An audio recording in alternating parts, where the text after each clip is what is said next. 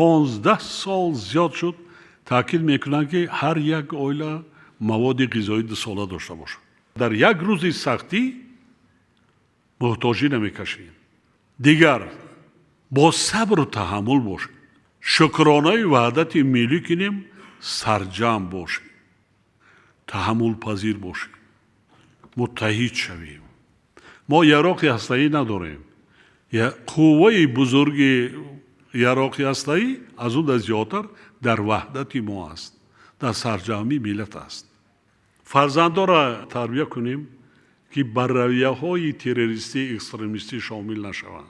دیگر که در هیچ محل در هیچ حالت وزمینی دشواری زندگی سختی‌های زندگی رو افتاده شدن در کار نیست. حیات زندگی خودش مبارزه است.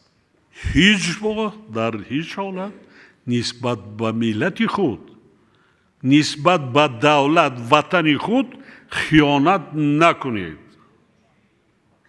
خیانت نکنید. خائن نه در دنیا نه در دیگر دنیا نمیبخشند. خائن است. وطنمان صدقاً دوست داریم. حس بلندی وطن دوستی داشته باشیم. وطن پرستی داشته باشیم. زحمت کشیم، بنیاد کنیم، سازیم. نگذاریم که آینده ملت ما پیش کسی محتاج باشه. سلامت باشید. یک جان تشکر.